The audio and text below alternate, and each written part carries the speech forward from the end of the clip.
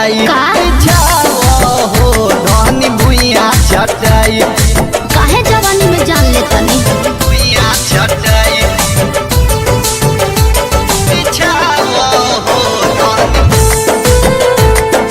भुइया चटाई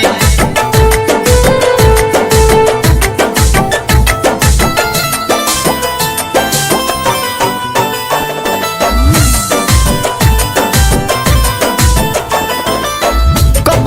मन कर दी तोहके गाड़ी अच्छा कहीं के खान तोहके धर ला बीमारी और ऐसे काहे कहतनी सुन तारू का सुनी सुनो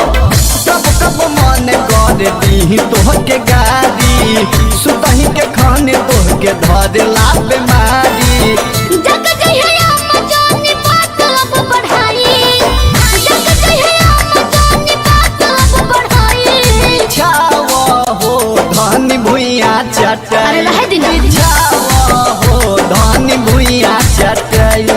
मन ना मनम ना एक बार ना मनम तो बिछाई बिछावा हो धनी भुइया धनी भुइया चटाई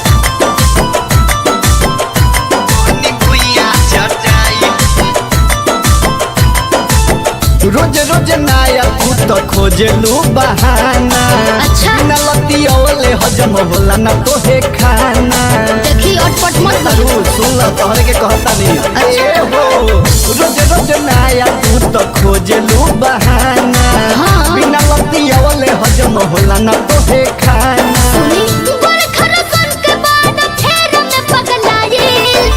अनियस दिन के बाद फेर में पगलाई बिछावा हो काहे? धनी भुइया चटाई ओहो। बिछावा हो धनी भुइया चटाई बिछावा ना